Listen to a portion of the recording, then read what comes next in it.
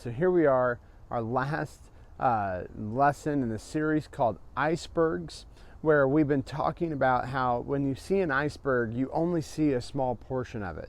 In fact, for those of you who've been watching online, this has been a huge argument in our youth group. And every time on Sunday nights, I'm like, yeah, you only see 10% in the bottom 90. And people start exploding and freaking out, and their heads are exploding because they're like, no, it's not 10 to 90. It's not, it's actually 1/3 to 2/3, or it's 80 to 20, or it's 25, 30, 75. And they're just throwing out all these numbers. Here's the idea: when it comes to us as people, there's only so much that you can actually see.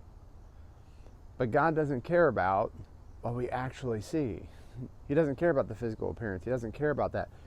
He has much more, he sees the whole of us. He sees our heart. He sees the stuff that's below the surface, the things that we don't often show or project to people.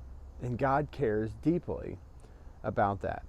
And so we've been looking at the life of David, because when David was, when he was young, the prophet Samuel came to his house, and he was looking for the next king of Israel, and he anointed David as king. But before he even met David, before that, he said, the Lord doesn't see as man sees, focus on outward appearance. God cares about the inward. He cares about the matters of the heart.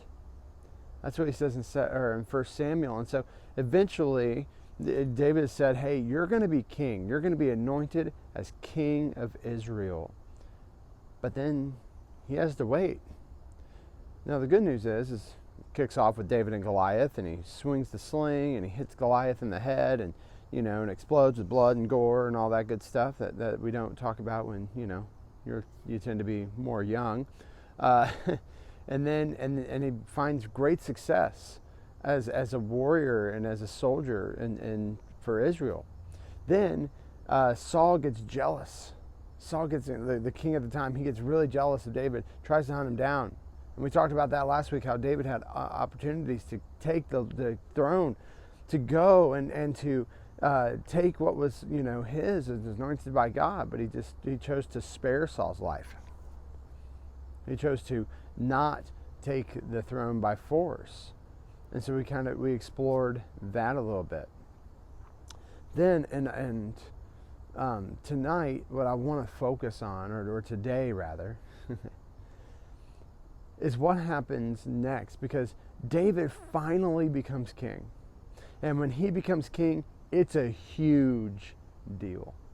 2 Samuel talks about it, and it talks about how all the tribes of Israel come together, and they make this oath and this covenant before God.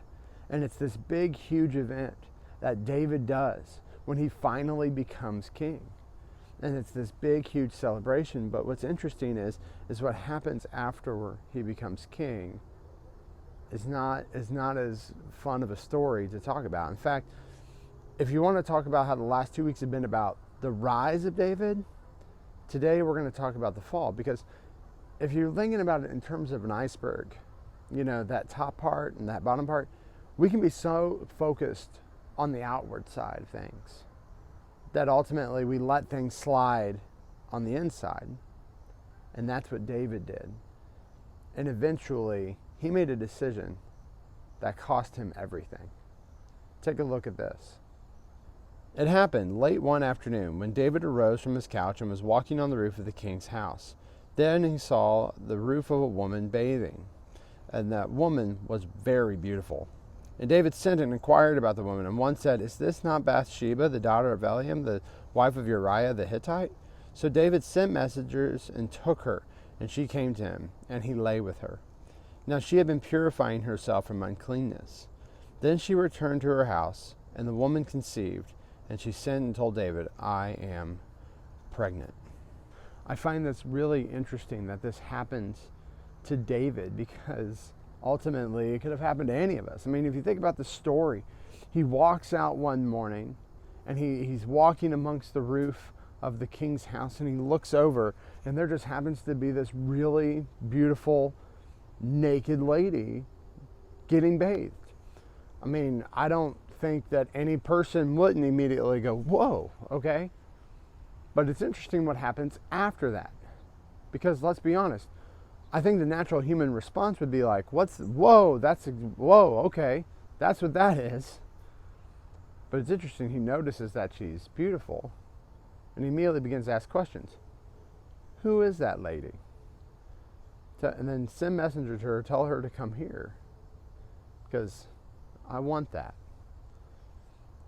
You see, this, and eventually, this story leads to so many things that happen. She gets pregnant, and then there's cover-up, scandal, murder, and ultimately consequences. And we're going to talk about that a little bit later, but this is a big deal, because this slip-up was ultimately what basically kind of tarnished David's reign.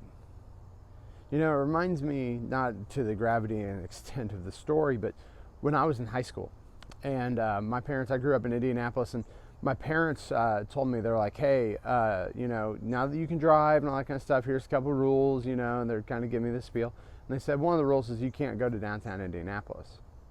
So, you know, I followed that, and eventually some friends of mine, it was a half day at school, and we got out early, and they were like, hey, let's go to lunch, and let's go to this place in downtown Indianapolis. And I was like, well, I'm not allowed to do that. And they were like, well, you know, I think it'd be cool if we did. So I was like, all right, cool, I'll drive. And while I was down there, I was driving a pickup truck at the time, and I turned too narrowly, and I ended up scraping the side of my car against a pillar in a parking garage. Now, I have to say this because my parents might end up watching this video, because sometimes they watch the videos I have, is that this was 14 years ago. We can stop bringing it up. But they'd probably argue that here I am giving a story of somebody's mistake from, you know, over 1,000 years ago. So, you know, eventually, like, I scraped my car up against the side of this pillar, and I'm like, okay, I know what I'm going to do. I'm just going to tell them that I was hit by somebody. So I go and I tell my parents, yeah, somebody hit me. Somebody scratched up against the side of my car. There's some scratches. I don't know who did it. We'll have to get it looked into. And my parents go and they begin to examine the car, and they like see that there's like concrete embedded into the car. Like, right, like there's paint and all that kind of stuff. And they're like, this dude went to downtown Indianapolis, and he was walking around. He was being a knucklehead, or he was driving around, and he hit the pillar in a parking garage. And they were absolutely 100% correct. And I got pretty severely grounded, and they still bring it up to me to this day. But the whole idea is I took my mistake and tried to cover it up by making another mistake, which was extremely foolish on my end. Extremely foolish. What I should have done is just been honest with them and been like, hey, I did something wrong. I shouldn't have done it. And just owned my piece and loved the consequences. I would have probably still been grounded, but ultimately that would have been better than covering up a mistake with another mistake. I think when you look at David's mistake, there's so many things that we can learn from it, so many things that we could have done differently, and we have to look at it in three specific ways, okay? The first one is that David did not prime himself up for success. He didn't, you know, have himself ready for success. Now, as I said, our human intuition, if it was any of us, we walk outside, we look across the way, and there's anybody who's naked, okay? Our eye is going to see that, because guess what? That's probably not something we see every day, right? We'd be like, whoa, oh my, what? That's going to happen. But here's what's interesting. David takes one step further, and he goes, I want to know who that is. I want to know, you know, like if she can come over here, and I'm going to start taking action ahead of that. What if instead David had it in place where he saw that and he said, whoa, that's not mine. That's not my wife. That's not, I shouldn't be thinking this way. And he immediately went other ways, right? The story would be completely different. What if David had set up healthy boundaries to keep him from doing the things that he knew he wasn't supposed to do? Well, I think one big thing, I think boundaries are healthy. I think setting them up is incredibly healthy. But here's what I think really helps us out, is knowing the ways of God so that these things don't happen to us. And the only way you can do that is through God's Word. In fact, I love what the Psalms have to say about this, specifically Psalm 1. Take a look at this. Blessed is the man who walks not in the counsel of the wicked, nor stands in the way of sinners, nor sits in the seat of scoffers. But his delight is in the law of the Lord, and on his law he meditates day and night. I love this verse because ultimately he's saying, hey, you know what? Blessed is the man who isn't following all the knuckleheads and all the evil people out there and doing all these wrong things, but delights in God's word and meditates on it. Why would we meditate on God's word? So we know what his desire is for our life, what his ways are, what he wants us to do. And while we may slip up from time to time, ultimately, if we continue to push and focus on God's word, we're going to know the things that we shouldn't do. So when that time comes, when that moment happens, when we get an opportunity of temptation, we should be able to, if our heart's set in God's ways, be able to turn away from whatever it is that's tempting us. Second thing that David did that we can learn from is he chose selfishness over wisdom. Selfishness over wisdom. Now, I want to talk about selfishness for a second because selfishness is a great word for sin. I think the root of sin is selfishness. In fact, if you think about sin, just the word itself, I is directly in the middle, and when we make I the center of it all, if we make us the center of everything, that's typically when sin happens, when it's I instead of God.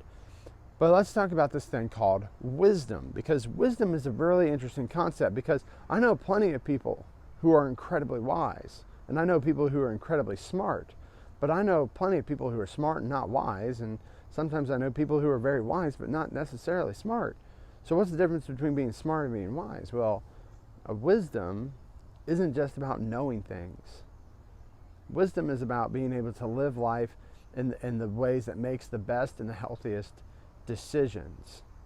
So for example, yesterday we were having a church service and there were some people throwing some football in the parking lot and there were cars everywhere. And I said, hey guys, why don't you go over to this big grass field and throw over there? And the whole idea was, you know, it's smart that you're throwing away from the cars, you're not throwing over the cars, you're not throwing near the cars, but you can be farther away from the cars.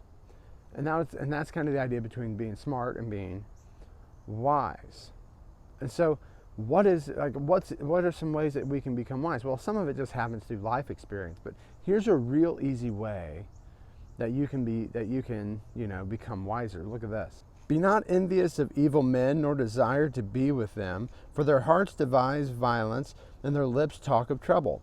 By wisdom a house is built, and by understanding it is established. By knowledge the rooms are filled with all precious and pleasant riches. A wise man is full of strength, and a man of knowledge enhances his might. For by wise guidance you can wage your war, and an abundance of counselors there is victory. Now I want to talk about this idea, the abundance of counselors, because I think one easy way to become wise, surround yourself with good people.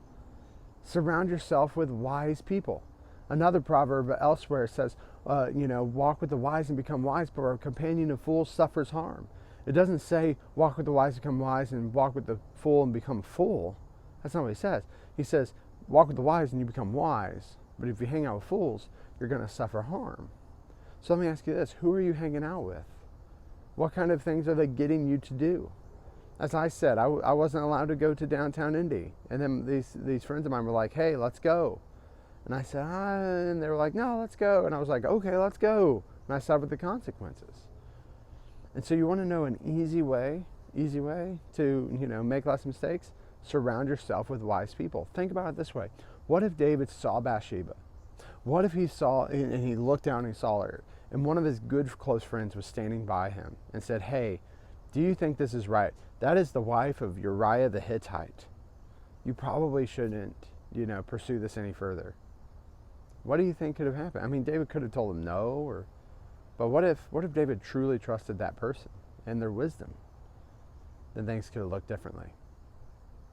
Last thing we have to know about David is that David's mistake had big consequences. It had huge consequences. In fact, our sin has consequences. Whether it's a small mistake that you make that leads you to, being punished by your parents, or it's a big mistake that leads to, all kinds of unintended consequences down the line. Whether you hurt yourself or hurt others, maybe you hurt your parents. Our mistakes have consequences. And I think it's unfortunate that so many times in life we have to, live out the consequences of our actions for the mistakes that we made that really do make our lives a whole lot harder than God probably wanted them to be. And so tonight, I want you to know that, when you sin, when you make mistakes, there are going to be consequences. Maybe not immediate. Maybe it's not like, you think about people who were making mistakes for years, and then all of a sudden everything fell around them, right? It can happen. And it can happen to any of us. But here's the good news. It doesn't matter what mistakes we make. It doesn't matter like how far we fall. It doesn't matter how much we slip up or how badly we slip up. The love of God continues to prevail. Because ultimately, despite David's mistake, despite this huge thing, despite all the consequences that follow, that led into his children coming after him and having to watch multiple of his children die because of this, having to have a really tough rule through all of us, not being allowed to build God's temple because of this mistake. Despite all of those things, David is still credited as being a man after God's own heart, because at the end of the day, he knew what God wanted. He was a person who wanted the ways of God. He wanted to pursue the gods, but he had a selfish moment and made a huge mistake that led to a series of mistakes. And ultimately, there were big consequences for it.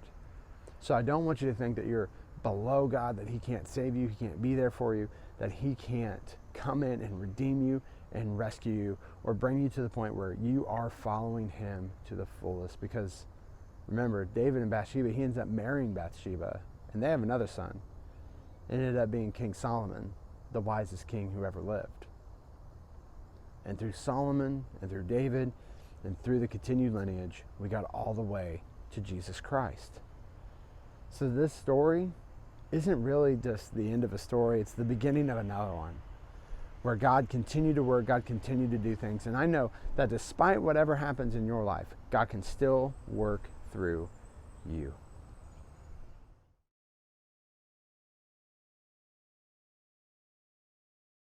So, as I said, I'm going to tell you what we taught about tonight, and you go ahead and, mind you, project for the microphone. Okay. How would you teach this in kids ministry? Okay. Okay. David and Bathsheba. I would say Exactly.